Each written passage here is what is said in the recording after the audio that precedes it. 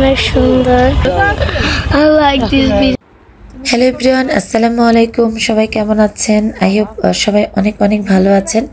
সুরিয়া রাজার ডেইলি ব্লগে আবার একটি নতুন ভিডিও দেখার আমন্ত্রণ জানিয়ে শুরু করছি আমার আজকের ভিডিওটি। আজকে আমার ভিডিওটি শুরুতে আমি বলে রাখছি, আমার ভিডিওটি কিন্তু লেট পোস্ট।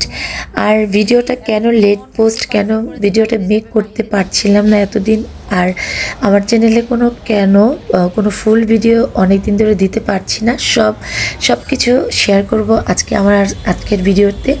সো অবশ্যই আমার ভিডিওটা শুরু থেকে শেষ পর্যন্ত দেখবেন। আর আজকের ভিডিওটা কিন্তু আমার লাইফের জন্য অনেক অনেক ইম্পর্টেন্ট। আর ইম্পর্টেন্ট কেন সেটাই বলবো আজকে আসলে অনেক দিন ধরেই মন মানসিকতা ভালো ছিল না। এদিকে রোজার পরীক্ষা ছিল একটানা, আর আজকে পরীক্ষা শেষ হলো, মোটামুটি আজকে ফ্রি হয়েছি। বেবিরা এখন ঘুমাচ্ছে, তাই ভাবলাম যে আপনাদের জন্য একটা ভিডিও মেক করে ফেলি। যদিও ভিডিওটা অনেকবার নিয়েছি কিন্তু মেক করতে পারিনি সময় সুযোগের জন্য। আর আজকে কিছু অজানা কথাও আজকে ভিডিও সাথে সাথে আপনাদের সঙ্গে শেয়ার করব, আমার লাইফে ঘটে যাওয়া কিছু অজানা কথা। আসলে ভিডিওটা আসলে মোটামুটি 3 মাস আগের ভিডিও, আর এটাই আমার শ্বশুর আব্বার সাথে শেষ ভিডিও কেন সেটাই বলছি। বাবা আজকে 3 মাস হলো বাবা ইন্তিকাল করেছেন। সবাই বাবার জন্য দোয়া করবেন বেশি বেশি করে, যেন বাবা বেহেশত নসিব হয়। আর বাবার সঙ্গে এটাই যে আমাদের শেষ ভিডিও হবে সেটা কখনোই ভাবতে পারিনি। আসলে ভিডিওটা মেক করার সময় খুব আবেগ আপ্লুত হয়ে গিয়েছিলাম, কারণ বাবার চেহারাটা বারবার দেখছিলাম আর ভাবছিলাম যে কখনো ভাবতেই পারছি না, এখনো মনকে বিশ্বাস করতে পারছি না যে বাবা পৃথিবীতে নেই। যাই হোক, আসলে প্রত্যেকেই মৃত্যুর স্বাদ গ্রহণ করতে হবে, তারপর মনকে অনেক কিছুই বোঝাতে হয়। আর বিশেষ করে আমার 2 মেয়েকে নিয়ে এটাই যে তার লাস্ট ঘুরতে যাওয়া হবে সেটাও বুঝতে পারিনি। তাই ভিডিও শুরুতে আমি বলেছি যে আজকে ভিডিওটা আমার জন্য অনেক অনেক ইম্পর্টেন্ট। যাই হোক, সেই দিনটা ছিল আসলে রজা স্কুল থেকে এসেছিল, আসার পর সে খুব বায়না করছিল যে ঘুরতে যাবে। তারপর দাদা দাদিকে ফোন দিলাম যে রাফা ঘুরতে যেতে চায়। তখনই বাবা মা দুজনই রেডি হয়ে বলল যে কোথায় নিয়ে যাওয়া যায় এমন বিকেলে। তারপর আমরা একদম বাবা মা দুজনে ফোন দিয়ে আমাদের বললো যে 3টার মধ্যে রেডি হয়ে যাও। জাস্ট 3টার মধ্যে আমরা রেডি হয়ে কাছে কোথায় যাওয়া যায় সেটাই ভাবছিলাম। তারপর সবাই আব্বা আম্মা আর আমি ডিসিশন নিলাম যে আমরা বিমান বাহিনী জাদুঘরেই যাব, যেহেতু এখানে খুব সুন্দর একটা বাচ্চাদের দৌড়ানো বলেন সব কিছু, মানে পরিবেশ আর সব কিছু মিলিয়ে খুব সুন্দর। রজা রাফাকে প্রায় নিয়ে আসে, বিশেষ করে ঢাকা শহরে তো আর খেলার কোনো জায়গা নেই, খেলতে দেওয়া যায় না। আর এখানে কিন্তু মোটামুটি অনেক ভালো জায়গা আছে, খেলা বলেন সব কিছুর জন্যই, আবার প্লেগ্রাউন্ড আছে, সব মিলিয়ে মানে এক জায়গায় সব কিছু, খাওয়া বলেন সব কিছু মিলিয়ে খুব সুন্দর একটা পরিবেশ। তাই আমি রজা রাফাকে প্রায় ওর পাপা আর আমরা নিয়ে আসতাম। তাই ভাবনা ওর দাদাদের তাই করেছে, ওদেরকে নিয়ে এসেছে, বিমান বাহিনী জাদুঘরে নিয়ে এসেছিল। আর দিনটা কিন্তু খুবই ভালো কেটেছিল। আমরা একদম জাস্ট 3টা থেকে একদম রাত 8টা পর্যন্ত বিমানবন্দর জাদুঘর ঘুরেছি। রজা রাফা খেলা করেছে 3টা থেকে রাত 8টা পর্যন্ত। আর সারা দিনটা ওর দাদা দিদির সঙ্গে ওরা কী করেছিল সেটাই আজকে আপনাদের সঙ্গে তুলে ধরবো। সো প্লিজ ভিডিওটি স্কিপ না করে পুরো ভিডিওটা দেখবেন, আশা করি অনেক অনেক ভালো লাগবে। সো দেখতে থাকেন আজকে আমার ভিডিওটা।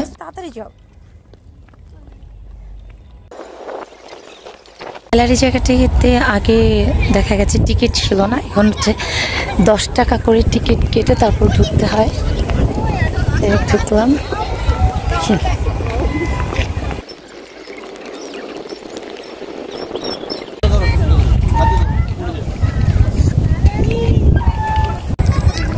এখনো ভয় করতেছে।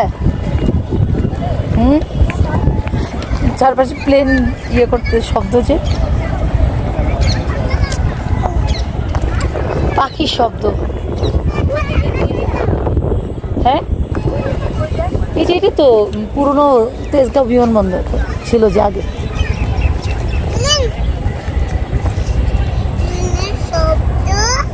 প্লেনের শব্দ, হেলিকপ্টারের শব্দ, কিসের শব্দ? ট্রেনের না, এটা হেলিকপ্টারের শব্দ। তাই রজা রাফা যেহেতু এত সুন্দর একটা প্লেগ্রাউন্ডে এসেছে, অনেকক্ষণ খেলা করেছে, রজা দিকে খেলছিল আর রাফাকে নিয়ে আর মাকে নিয়ে আমরা একটু বসেছিলাম। আর জায়গাটা এত সুন্দর ছিল, আসলে যারা গিয়েছেন তারা এখন তো বলতে পারবেন। আর পাশে ছিল আমরা যে বসে বসে মেট্রো রেলের যাচ্ছিল সেটার দৃশ্য দেখছিলাম। আর রাফা সেই জন্য বলছিল বারবার যে মেট্রো ভালো লাগতেছে। তুমি কিন্তু ভয় পাচ্ছ যে, তুমি হেলিকপ্টার শব্দ শুনেই ভয় পাচ্ছ। কেন ভয় পাচ্ছ তুমি? আমরা এখন আরেকটা সাইডে যাব, দেখেছো কত বড় বড় প্লেন। এখন আরেক সাইডে আছে না, ওখানে বেবিদের খেলার অনেক জায়গা আছে, তাই আমরা চলো ওই সাইডে যাই। ওকে, তুমি আরো খুশি হয়ে যাবা। আমি আগে বলেছি যে বিমানের জাদুঘরটা মোটামুটি অনেক বড়। আমরা এক সাইড থেকে ঠিক আরেক সাইডে যাচ্ছি, মা আমি বেবিদের নিয়ে। যেহেতু যে সাইডে যাচ্ছিলাম সেই সাইডে হচ্ছে বড় একটা প্লেগ্রাউন্ড আছে এবং অনেক সুন্দর সুন্দর ভাস্কর্য আছে, এলসা আর অনেক সুন্দর সুন্দর ভাস্কর্য। বিশেষ করে যারা ছবি তুলতে চান তারা কিন্তু এখানে খুব সুন্দর ছবি তুলতে পারবেন, আর যারা আসতে চান তাদের বলছি। আর আমার কিন্তু বিমানবাহিনী জাদুঘর অনেক ভিডিও রয়েছে আমার ছোট ছোট চ্যানেলটায়, সেটা আপনারা যে একটু ঘুরে আসতে পারেন। পরে হচ্ছিল যেহেতু নাতনিরা এখন হচ্ছিল প্লেগ্রাউন্ডে খেলবে, মানে এখানে অনেকগুলো রাইডস আছে, সেই রাইডসে খেলবে, তাই আমরা ওদেরকে এই সাইডে নিয়ে যাচ্ছিলাম। এই পাশে যেতে হলে একটা বাঘের গুহার ভেতর দিয়ে আমাদেরকে যেতে হবে। তো ঢুকে গেলাম, আর রজা তো খুব মনোযোগ দিয়ে দেখছিল, রজা অনেকবার দেখেছে। তারপর সে আরও আসলে বেবিদের আমার কেন জানি মনে একটা জিনিস দেখার পরও তার কাছে মনে হয় আরও নতুন কিছু মনে হয়। যাই হোক, আসলে ভালো লাগার জায়গাগুলো এমনই হয় হয়তো বা। এই সাইডে হচ্ছিল পুরা শুধু অনেক ধরনের রাইডস রয়েছে। এখানে হচ্ছিল বেবিরা রাইডসে অনেকক্ষণ খেলতে পারবে। আর বিমানবাহিনী জাদুঘর কিন্তু রাত 8টা পর্যন্ত খোলা থাকে। সো দেখি, যেহেতু ঠিক সন্ধ্যার আগ মুহূর্তে আমরা চলে এসেছি এই সাইডে। দেখি এখন দুই মেয়ে কী করে। হ্যাঁ, আপনাদের আমি আরেকটা মেসেজ দিয়ে রাখছি, যারা চাচ্ছেন যে একটা সুন্দর পরিবেশে সময়টা স্পেন্ড করবেন, এছাড়া হচ্ছিল বেবিদের নিয়ে কিছু খাবেন, সেই জন্য কিন্তু আপনি অনায়াসে বিমানবাহিনী জাদুঘরে আসতে পারেন। আর কেন চমক বলছি, আপনি দেখতেই পাচ্ছেন এটা হচ্ছে নতুন একটা রেস্টুরেন্ট হয়েছে বিমানবাহিনী জাদুঘরের ভেতর, আগে ছিল না। আর দেখতে পাচ্ছেন মনে হচ্ছে যে আমি একদম দেশের বাইরে কোথাও এসেছি। আর এটা ঢুকতে কিন্তু জনপ্রতি 100 টাকা করে টিকিট কেটে তারপর আপনাকে যে এই বিমানবাহিনীর জাদুঘরের ভেতর যে প্লেন আছে, প্লেনের ভেতর হচ্ছিল খাবারের ব্যবস্থা। যদিও আমি সময়ের জন্য, বিশেষ করে বেবিরা আসলে খেলা করছিল বলে ভিতরে গিয়ে খেতে পারিনি। তাই যেহেতু খেতে পারিনি, ওরা অনেকক্ষণ খেলা করেছে, তাই ঠিক প্লেগ্রাউন্ডের পাশে কিন্তু অনেক সুন্দর সুন্দর রেস্টুরেন্ট রয়েছে, সেখানে বসে আপনি খেতে পারেন। আমি যেহেতু বিমানের ভেতরের যে ইয়েটা আছে ওটার মধ্যেই বেবিদের নিয়ে ইচ্ছে ছিল খাওয়ার, কিন্তু আসলে সময়টার কারণে আমি আসলে খেতে পারিনি, তাই ওটার কোনো ভিডিও আপনাদের দিতে পারিনি। কিন্তু যাই হোক, দেখেন জায়গাটা এত ভালো লাগছিল। এই রেস্টুরেন্টটার ঠিক ভেতরটাও যেমন সুন্দর ছিল, ঠিক এর পাশে হচ্ছিল মেট্রো রেল যাচ্ছিল। আর মানে আর এসেটার লাইটিং বলেন সব কিছু মিলে কেউ আসলে রিয়েলাইজ করবে না যে এটা আসলে হয়তো বা কোনো দেশের বাইরে কোনো একটা জায়গা। দেখেন কি পরিমাণ সুন্দর, মানে রজার আপা, আমার শ্বশুর আব্বা সবাই খুব মনোযোগ দেখছিল সব কিছু দেখার পরে যে আমরা খাবারের জন্য বসেছি।